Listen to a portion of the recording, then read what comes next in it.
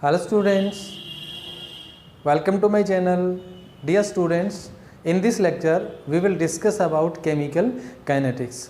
आज chemical kinetics का introduction पढ़ेंगे और इससे पहले इलेक्ट्रोकेमिस्ट्री से रिलेटेड जो वीडियोस हैं वो 12th क्लास केमिस्ट्री के नाम से जो इम्पीरियल क्लासेस बाय रतन सर के नाम से ये जो यूट्यूब चैनल है उस प्लेलिस्ट में आपको टोटल वो मिल जाएंगे। और एक नीट जेई मेंस के नाम से एक प्लेलिस्ट है, उसमें नीट और जेई मेंस से रिलेटेड जो मोस्ट एक्सपेक्टेड एमसीक्यूज़ हैं वो जो है वीडियो आपको उस प्लेलिस्ट में मिलेंगे। तो आज हम चलते हैं नेक्स्ट यूनिट में केमिकल काइनेटिक्स।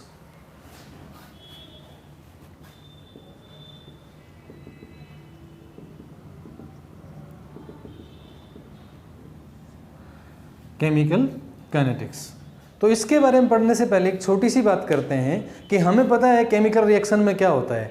बहुत सारे केमिकल इंट्रोड्यूस होते हैं और उनसे कुछ नया बनता है जिसको हम बोलते हैं प्रोडक्ट, और इस प्रोसेस को बोलते हैं केमिकल रिएक्शन। ठीक है, जब कोई भी प्रोसेस में 2 और मोर केमिकल्स जो है इंटरेक्ट होते हैं और कुछ नया बनाते हैं तो केमिकल कंपोजिशन चेंज होता है और केमिकल प्रॉपर्टी चेंज होती है, तो उसको बोलते हैं प्रोडक्ट। ठीक है, और इस प्रोसेस को नाम क्या देंगे? केमिकल रिएक्शन का। लेकिन एक्चुअली में हमें ये नहीं पता चल रहा है कि कुछ रिएक्शन बहुत फास्ट क्यों होती है, कुछ रिएक्शन बहुत स्लो क्यों होती है, कैसे गाड़ी के अंदर हल्का सा धक्का लगने से या कुछ गड़बड़ होने की वजह से एयर बैग खुलते हैं और हमारी सेफ्टी जो है उसके लिए एयर बैग हमको बचाते हैं। ठीक है, इस तरीके के बहुत सारे क्वेश्चन हैं, उनकी स्टडी हम केमिकल काइनेटिक्स में करते हैं। तो ये केमिकल काइनेटिक्स हमारे ऐसे सवालों का जवाब देने के लिए, ठीक है, बनी। तो first of rate of reaction. ठीक है, तो ये साइंस की वो ब्रांच है, केमिस्ट्री की वो ब्रांच है जिसमें हम रेट ऑफ रिएक्शन की स्टडी करते हैं। ठीक है, कि कोई रिएक्शन फास्ट कैसे होती है, स्लो कैसे होती है, और उस चीज़ के ऊपर जो है ना, ठीक है, किन किन फैक्टर्स का असर पड़ता है, जो अफेक्टिंग फैक्टर है उनकी, और जो रेट ऑफ रिएक्शन है उसकी स्टडी जिस ब्रांच में करेंगे उसको हम क्या बोलते हैं? केमिकल काइनेटिक्स बोलते हैं। ठीक है, तो केमिकल काइनेटिक्स में सबसे पहले हम बात करते हैं जो on the behalf of rate और स्पीड ऑफ रिएक्शन, जो टाइप्स है रिएक्शन के उनकी बात करें। ठीक है, तो on the behalf of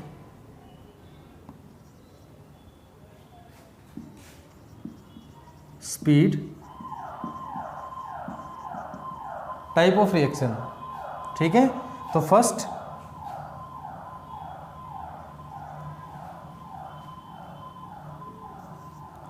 very fast reaction, very fast reaction.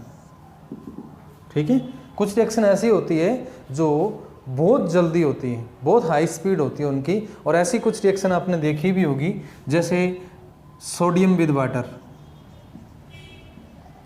Sodium और जो वाटर है ना, उन दोनों को इंटरेक्ट कराते हैं तो बहुत एक्सप्लोसिव टाइप की रिएक्शन होती है। अगर सोडियम का क्रिस्टल आपके पास थोड़ा सा बड़ा है, ठंडा पानी में डालेंगे आप, ठीक है, तो उससे क्या होता है, आग लग जाती है पानी के अंदर और ज़बरदस्त एक पटाखा बजता है। ठीक है, तो अब एक क्वेश्चन है आपके लिए, अगर आपने पहले ये एक्सपेरिमेंट, वैसे 9th-10th क्लास के अंदर जो केमिस्ट्री है उसमें क्लास टीचर जो है वो करवाते होते हैं, साइंस टीचर, इससे रिलेटेड एक्सपेरिमेंट, कि जब आप सोडियम के क्रिस्टल को पानी में डालते हैं तो उससे पटाखा क्यों बजता है, किस वजह से बजता है पटाखा, ये आपको कमेंट्स में आंसर देना है। ठीक है, अगली वीडियो में मैं इसका आंसर आपको बताऊंगा कि पटाखा जो है वो क्यों बजता है।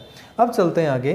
तो जो सोडियम है इसको जैसे ही आप वाटर से इंट्रोड्यूस करवाते हैं ना, ठीक है, तो सोडियम हाइड्रोक्साइड बनता है, हाइड्रोजन गैस निकलती है और बड़े अमाउंट में एनर्जी निकलती है। ठीक है, आंसर आपको वैसे इस इक्वेशन में मिल सकता है।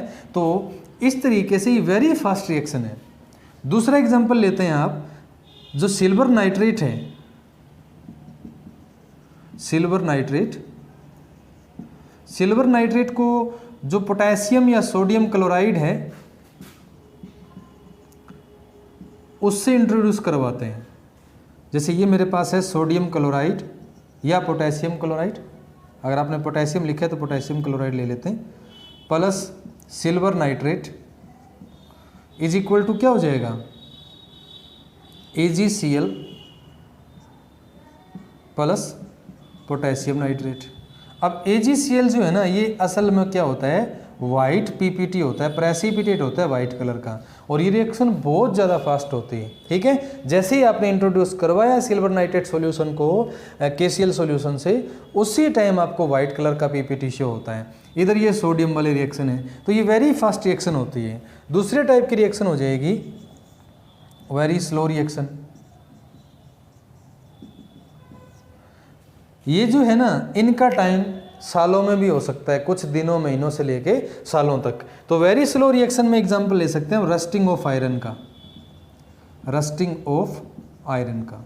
ठीक है, तो जो रस्टिंग ऑफ आयरन है ये आपको पता है 1-2 दिन 4 दिन में 2 घंटे में नहीं होता है, इसके अंदर टाइम लगता है। जो इम्प्योर मेटल है, ठीक है, वो इलेक्ट्रॉन कंज्यूम करती है, और प्योर मेटल है वो इलेक्ट्रॉन लिबरेट करती है। ठीक है, तो एक इलेक्ट्रोकेमिकल सेटअप होता है। इसके बारे में, कोरोजन के बारे में हमने बात करी थी इलेक्ट्रोकेमिस्ट्री जो चैप्टर है उसके लास्ट वीडियो में।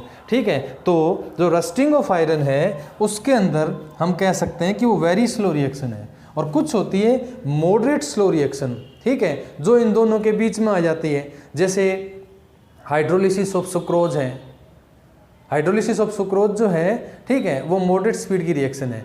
तो इस तरीके से आप इनको 3 अलग अलग कैटेगरी के अंदर जो है वो डिवाइड कर सकते हैं। ठीक है, मॉडरेट स्लो रिएक्शन तीसरे टाइप की ये हो जाएगी, मॉडरेट स्लो रिएक्शन। ठीक है, हाइड्रोलिसिस ऑफ कैन शुगर और हाइड्रोलिसिस ऑफ स्टार्च, ये इसके एग्जाम्पल हो जाएंगे। जैसे ये कैन शुगर का एग्जाम्पल है C12H22O11, और जैसे ही इसको हाइड्रोलाइज करवाएंगे आप तो प्रोडक्ट क्या बन जाएगा, C6H12O6 प्लस C6H12O6। ये है ग्लूकोज और ये है फ्रक्टोज। ठीक है, ग्लूकोज और फ्रक्टोज। तो ये इस तरीके से अलग अलग जो रिएक्शन है उनके वेरिएंट है, किसके भी आप पे, स्पीड की भी आप पे, कि कौन सी रिएक्शन कितनी जल्दी होती है, कौन सी रिएक्शन कितना टाइम लेती है, किस रिएक्शन के अंदर क्या क्या जो चेंज है आपको वो ऑब्जर्वेशन में आते हैं आपके। ठीक है, जब आप केमिकल को इंट्रोड्यूस करवाते हैं। तो अब बात करते हैं रेट की। केमिकल रिएक्शन, ठीक है, तो रेट ऑफ केमिकल रिएक्शन से पहले हम बात करें अगर थोड़ी सी रेट की। ठीक है, तो what is the actual meaning of rate? Change in quantity, change in quantity with time. कोई भी क्वांटिटी टाइम के साथ चेंज हो रही है तो उसको हम क्या बोलेंगे, रेट बोलेंगे। जैसे आप कहीं जा रहे हैं तो टाइम के साथ क्या चेंज हो रहा है, डिस्टेंस, तो वो डिस्टेंस चेंज होने की रेट होगी। अगर आप कुछ पी रहे हैं तो जो जो क्वांटिटी है, ठीक है, जैसे कोई लिक्विड पी रहे हैं आप, कोल्ड ड्रिंक वगैरह, ठीक है, तो उसका वॉल्यूम जो है वो टाइम के साथ क्या होगा, कम। ठीक है, तो टाइम के साथ उसका वॉल्यूम चेंज हो रहा है। या आप कुछ पढ़ रहे हैं तो जैसे जैसे पढ़ते जाएंगे वैसे वैसे सिलेबस जो है ना वो आपका कम होता जाएगा।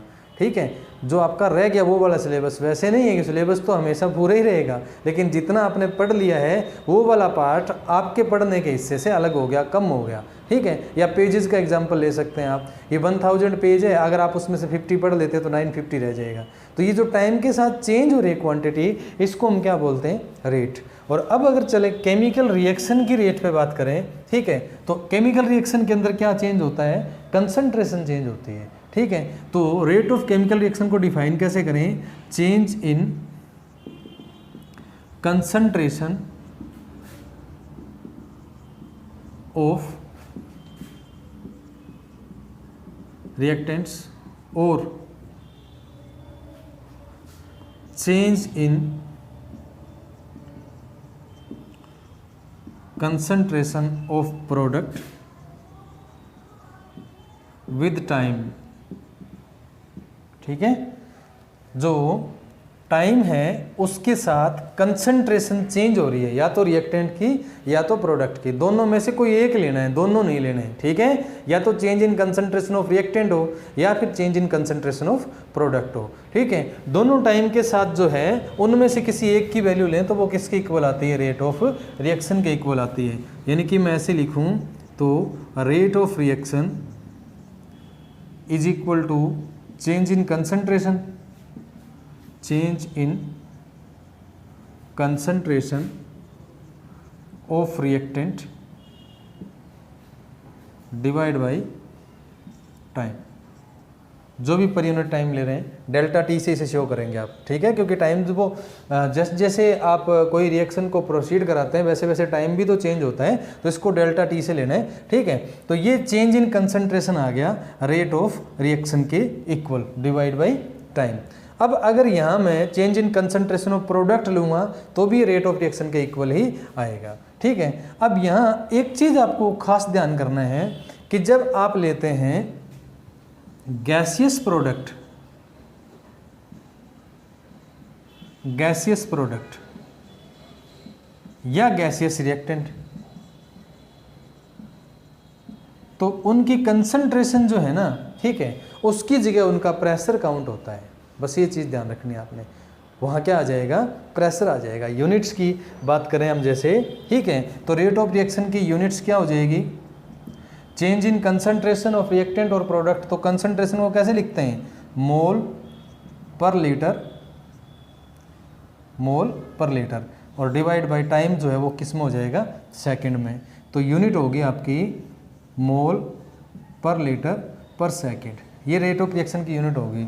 लेकिन अगर गैसियस रिएक्टेंट है या गैसियस पूरी रिएक्शन है तो उसके लिए क्या हो जाएगा, आप प्रेशर लेंगे तो ऊपर एटमॉस्फेयर आएगा और डिवाइड में टाइम के लिए तो सेकंड ही आएगा ना, तो उसके लिए जो यूनिट है आपकी वो एटमॉस्फेयर पर सेकंड हो जाएगी, ठीक है। ये यूनिट्स के बारे में कुछ था। अब चलते हैं आगे कि जो रेट ऑफ एक्सप्रेशन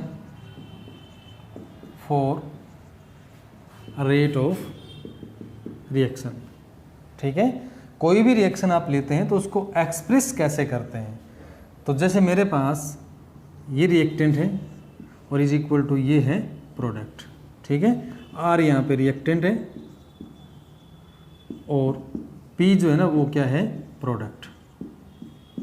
तो जो एक्टिव कंसंट्रेशन आप लेते हो, एक्टिव कंसंट्रेशंस, ये इक्विलिब्रियम चैप्टर में +1 के अंदर आपने पढ़ी है, ठीक है, तो इसको स्क्वायर ब्रैकेट से लिखते हो आप। तो अगर रिएक्टेंट लेंगे तो ये किसकी हो जाएगी, आर जो है वो रिएक्टेंट की हो जाएगी, और एक्टिव कंसंट्रेशन अगर आप लेंगे प्रोडक्ट की तो वो क्या हो जाएगी, square bracket of P. Active concentration जो है वो इस तरीके से लिखते हैं। अब हमने क्या लिखा कि जो रेट ऑफ रिएक्शन है वो क्या होता है actually, change in concentration, change in concentration of reactant divide by time, या फिर ऐसे लिख सकते हैं change in concentration of product divide by time, ठीक है। अब ये जो कंसंट्रेशन है वो पर्टिकुलर टाइम के साथ वेरिएबल कंसंट्रेशन की बात कर रहे हैं, तो एक्टिव कंसंट्रेशन लेते हैं और एक्टिव कंसंट्रेशन को लिखते हैं स्क्वायर ब्रैकेट से, ठीक है। तो मैं ऐसे लिख सकता हूँ कि जो रेट ऑफ रिएक्शन है, चेंज के लिए हम क्या लेते हैं, डेल्टा, और कंसंट्रेशन ऑफ रिएक्टेंट जो एक्टिव है उसके लिए क्या लेंगे, आर, डिवाइड बाय, ये मैंने आपको बताया था कि डेल्टा टी से लेना है, ठीक है। और दूसरी बात कि अब जो कंसंट्रेशन ऑफ रिएक्टेंट है ना वो हमेशा ही नेगेटिव सेंस में चेंज देते हैं, क्योंकि रिएक्टेंट कंज्यूम होते हैं रिएक्शन में, तो उनकी कंसंट्रेशन कभी भी बढ़ती नहीं है। रिएक्टेंट्स की कंसंट्रेशन कंज्यूम होगी तो उनका चेंज हमेशा ही नेगेटिव साइन जो है उसके साथ आता है, तो ये आएगा नेगेटिव, ठीक है, change in concentration of reactant with time. और जो प्रोडक्ट है उनकी कंसंट्रेशन बढ़ेगी, तो active concentration of product divide by delta T. ये रेट ऑफ रिएक्शन के लिए इस पर्टिकुलर इक्वेशन या रिएक्शन का एक्सप्रेशन है, ठीक है। अब अगर मैं रेट ऑफ रिएक्शन लूँ तो एक्चुअली रेट ऑफ रिएक्शन के अंदर क्या लिया मैंने, चेंज इन कंसंट्रेशन, ठीक है। तो चेंज और कंसंट्रेशन को लिख देता हूँ मैं एक्स से, डिवाइड बाई टाइम, तो ये हो जाएगा डेल्टा टी, यानी कि delta X divide by delta T जो है ना वो रेट ऑफ रिएक्शन का एक तरीके से एक्सप्रेशन हो गया। और ये किसी पर्टिकुलर इक्वेशन या रिएक्शन के लिए जब आप शो करोगे तो ये वैल्यू आ जाएगी। तो मैं ऐसा लिख सकता हूँ delta X divide by delta T is equal to minus delta active concentration of R divide by delta T और plus delta P divide by delta T. ये किसी भी रिएक्शन के लिए हम रेट ऑफ एक्सप्रेशन लेते हैं, ठीक है। अब रेट एक्सप्रेशन जो है ना, ये इस तरीके से आप शो करते हैं। उसके बाद हम थोड़ा सा आगे चलें, ठीक है। तो इक्वेशंस जैसे जैसे आपको दे रखी हैं या रिएक्शन आपको जैसे जैसे दे रखी है, उनको एक्सप्रेस करने के लिए कंप्लेक्सिटी क्या है, क्योंकि हर बार हम ऐसा नहीं लिख सकते। वहाँ आपको कंप्लेक्सिटी क्या मिलेगी कि इनके आगे जो स्टोकियोमेट्रिक कोफिशिएंट है या जिसको आप सोशियोमेट्रिक कोफिशिएंट बोलते हो, वो डिफरेंट होंगे तो क्या होगा, और वो सेम होंगे तो क्या होगा। क्योंकि अगर डिफरेंट है तो इसका मतलब रेट इक्वल नहीं है, अगर डिफरेंट है तो इसका मतलब रेट इक्वल नहीं है, ठीक है। और यहाँ हमें रेट जो है वो इक्वल लेनी पड़ती है। कैसे? तो उसके लिए पहले मैं एक एग्जांपल लेता हूँ, उसका एक्सप्रेशन लिखता हूँ, उसके बाद फिर हम चलते हैं आगे एग्जांपल पे।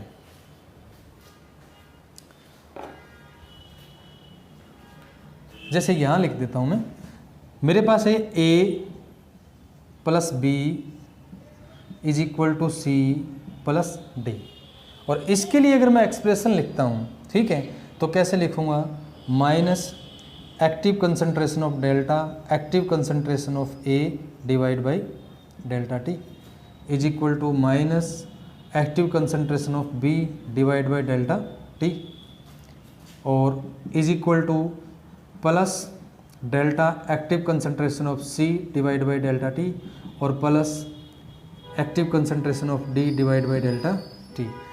इन सब रिएक्टेंट्स का अपना अपना असर होता है रेट ऑफ रिएक्शन पे, और ये सब इंडिविजुअली एंड इक्वली अफेक्ट करते हैं रेट ऑफ रिएक्शन को।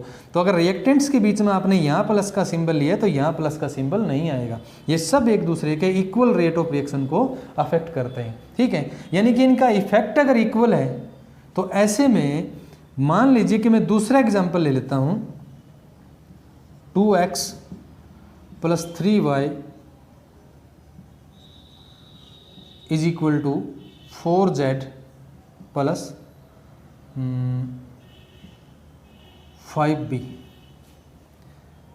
अब अगर मैं इनकी रेट लूँ, जैसे 2x है, 3y है, 4z है, 5b है, तो इसका मतलब क्या है कि इसके 2 मोल कंज्यूम होते हैं तो इसके 4 मोल बनते हैं, इसके 3 मोल कंज्यूम हो रहे हैं तो भी इसके 4 मोल बनते हैं, इन दोनों के 2 और 3 मोल कंज्यूम होते हैं तो इसके 5 मोल बनते हैं। मतलब कंज्यूम होने की और प्रोडक्ट फॉर्मेशन की रेट इक्वल नहीं है, ठीक है। ऐसे में फिर हम क्या करते हैं कि जहाँ स्टोकियोमेट्रिक कोफिशिएंट सेम है वहाँ एक्सप्रेशन इस तरीके से लिखते हैं, और जहाँ स्टोकियोमेट्रिक कोफिशिएंट डिफरेंट है वहाँ हम क्या करते हैं, जो चेंज इन कंसंट्रेशन है उसको जो स्टोकियोमेट्रिक कोफिशिएंट है उनसे डिवाइड कर देते हैं। और उनको डिवाइड क्यों करते हैं? क्योंकि हमें जो रेट ऑफ रिएक्शन है वो इक्वल मिले, और जो कंसंट्रेशन चेंज है वो भी फिर क्या हो जाएगा, ठीक है, यूनी हो जाएगा। पूरी रिएक्शन के लिए रेट ऑफ रिएक्शन जो है वो इक्वल हो जाएगा, इफेक्ट जो है चेंज का वो भी इक्वल हो जाएगा। तो इसलिए हम जो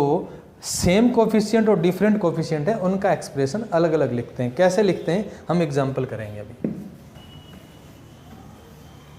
rate expression for chemical reaction. First example जो है, ठीक है, वो सेम वाला ले लेते हैं जिसमें जो रिएक्टेंट्स हैं और प्रोडक्ट्स हैं उन सब के जो स्टोकियोमेट्रिक कोफिशिएंट है वो सब सेम है, ठीक है। जैसे हमने एग्जाम्पल ले लिया यहाँ पे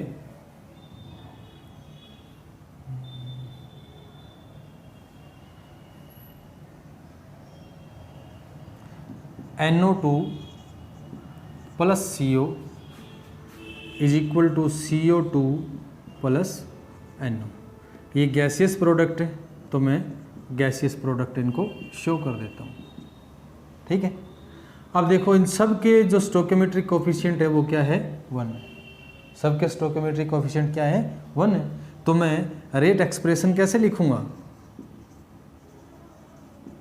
रेट एक्सप्रेशन यानी कि delta x divide by delta t, इसको कैसे लिखूँगा,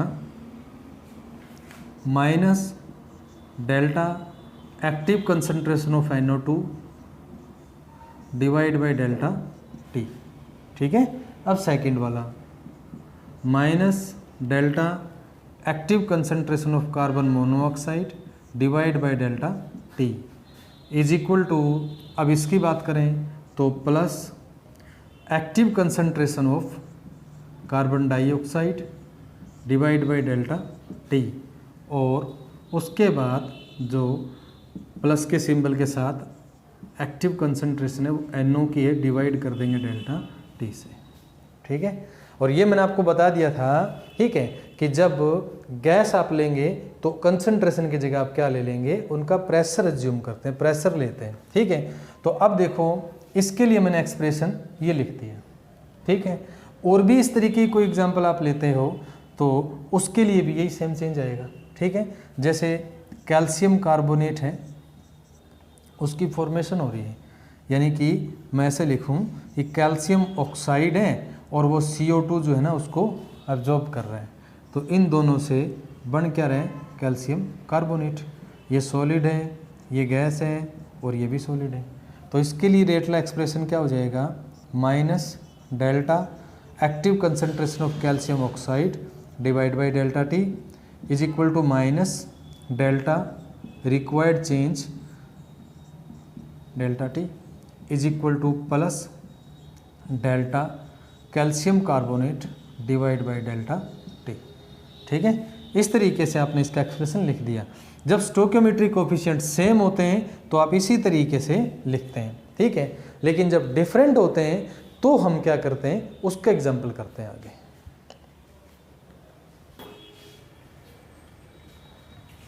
नाउ एक्सप्रेशन,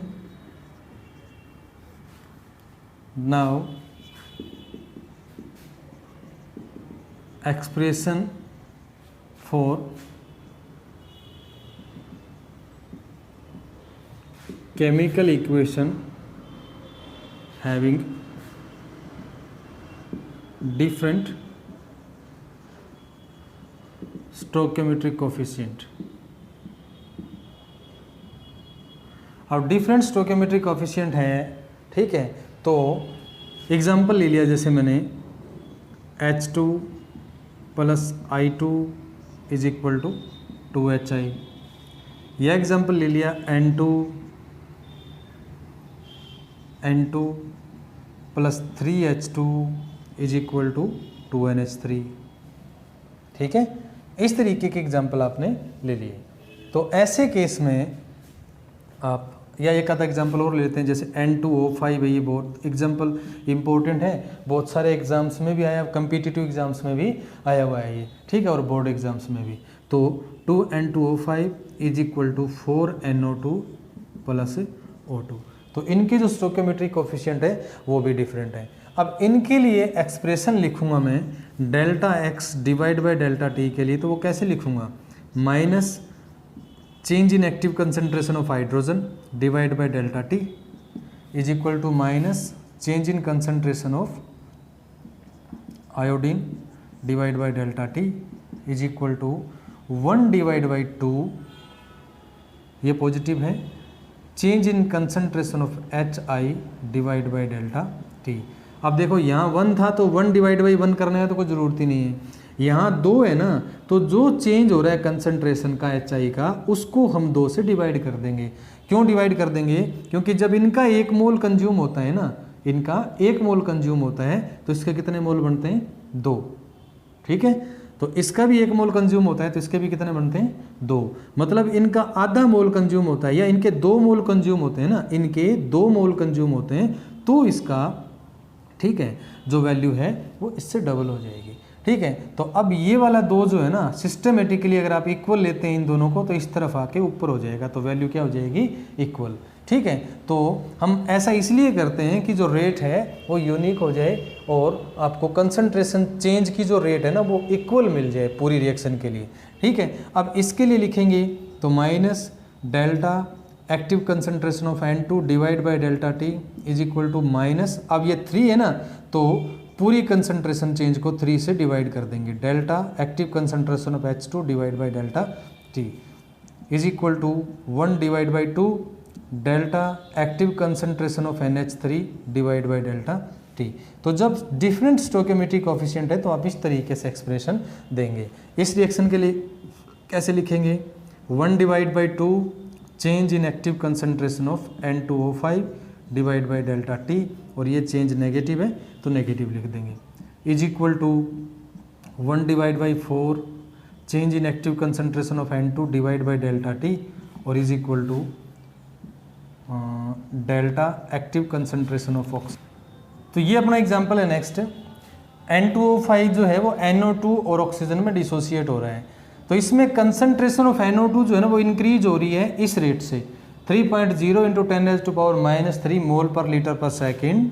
तो 6 सेकेंड ये टाइम ले रहा है। कितना टाइम ले रहा है, 6 seconds. Then what is the rate of reaction, तो रेट ऑफ रिएक्शन जो है वो आप लेते हैं delta X divide by delta T is equal to क्या होता है, change in concentration divide by time. तो कंसंट्रेशन किसकी दे रखी है, NO2 की। और अगर एक्सप्रेशन लिखेंगे, ठीक है, इसके लिए तो मैं एक बार यहाँ एक्सप्रेशन लिख देता हूँ पहले, -1/2 delta active concentration of N2O5 divide by delta T is equal to 1 divide by 4 active concentration of NO2 divide by delta T, और active concentration of O2 divide by delta T. इसके लिए expression में ऐसे लिखूँगा क्योंकि ये different stoichiometry coefficient थे तो मैंने कंसंट्रेशन चेंज को इनसे डिवाइड कर दिया। अब मुझे इसकी वैल्यू दे रखी है और ये तीनों किसके इक्वल होती है, रेट ऑफ रिएक्शन, क्योंकि तीनों का इक्वल अफेक्ट है। तो इसको मैं इसके साथ कंपेयर कर दूं तो ऐसे लिख सकता हूँ 1/4 delta active concentration of N2 divide by delta T. तो 1 डिवाइड बाई 4 मल्टीप्लाई वैल्यू दे रखी है आपको 3.0 इंटू 10⁻³ और डिवाइड बाई टाइम, टाइम कितना है 6 सेकेंड्स, तो 6। तो अब इसका जो आंसर आपके पास आ जाएगा, ठीक है, ये जो वैल्यू है इसका आंसर कितना आएगा, कैलकुलेट कर, तो ये हो जाएगा आपका 1.25, ठीक है, और 3 हो गया ना, एक और माइनस 10⁻⁴ मोल पर लीटर पर सेकेंड, ये इसका रेट आ जाएगा। ठीक है, तो एक तो रेट ऑफ रिएक्शन है, इससे रिलेटेड है। दूसरा एक कंपैरिजन में, ये rate of formation of NO in the following reaction is 3.6 into 10⁻³ मोल पर लीटर पर सेकेंड।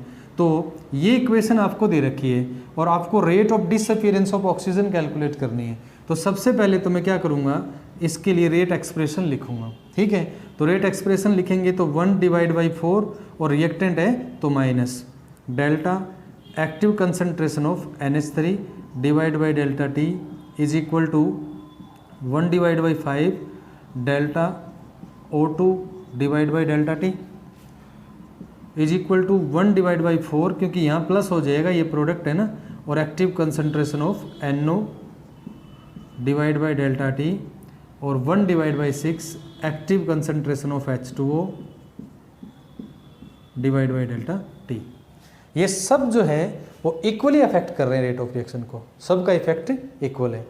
अब मुझे जो NO है इसकी ये वाली रेट दे रखी है, जो NO है उसकी फॉर्मेशन की रेट दे रखी है, मतलब ये वाली वैल्यू मेरे पास है, और कैलकुलेट करना है डिसअपीयरेंस ऑफ ऑक्सीजन, ये वाला कैलकुलेट करना है, और ये दोनों एक दूसरे के इक्वल हैं। तो इन दोनों को अलग ले लेते हैं और कंपेयर कर लेते हैं।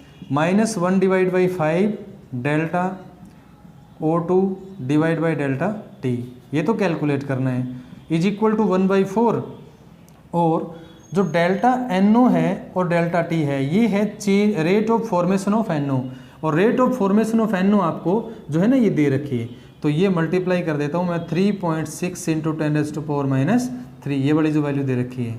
ठीक है, तो ये वैल्यू मैंने डाल दी। अब इन दोनों को कंपेयर करेंगे तो ये वाला 5 इस तरफ ऊपर चल जाएगा ना, तो minus delta active concentration of O2 divide by delta T, यानी कि ये नेगेटिव साइन तो डिसअपीयरेंस शो कर रहा है और ये कर रहा है rate of disappearance of oxygen, is equal to 5 ऊपर चल गया तो 5 डिवाइड बाई 4 इंटू 3.6 इंटू 10⁻⁻3। ठीक है, तो ये जो वैल्यू है ये आप जब कैलकुलेट करेंगे तो इसका आंसर कितना आ जाएगा 4.5 इंटू 10⁻³ मोल पर लीटर पर सेकेंड। ठीक है, तो ये जो है rate of disappearance of oxygen आ गया। इस तरीके से आप rate of disappearance of oxygen calculate कर लेंगे। ठीक है, तो ये रेट और जो केमिकल काइनेटिक्स था उसका इंट्रोडक्शन था। कल हम बात करते हैं जो वेरी स्लो रिएक्शन है, वेरी फास्ट रिएक्शन है, मॉडरेट स्पीड की रिएक्शन है, उनके लिए जो रेट है वो किस तरीके से एक्सप्रेस होता है। क्योंकि जो वेरी फास्ट रिएक्शन है उनका रेट अलग तरीके से कैलकुलेट होता है, जो स्लो रिएक्शन है उनका रेट अलग तरीके से कैलकुलेट होता है। ठीक है, तो डियर स्टूडेंट्स, अगर आपने मेरा चैनल सब्सक्राइब नहीं किया है तो प्लीज़ चैनल को सब्सक्राइब करें, और वीडियो पसंद आ रही है तो लाइक करें, कमेंट्स करें। जो वीडियो दर वीडियो आपको चेंज मिलता रहेगा ऐसा मैं आपको विश्वास दिलाता हूँ। ठीक है, तो आपका एक लाइक और एक कमेंट और एक सब्सक्रिप्शन बहुत मोटिवेशन देता है। Thanks for watching.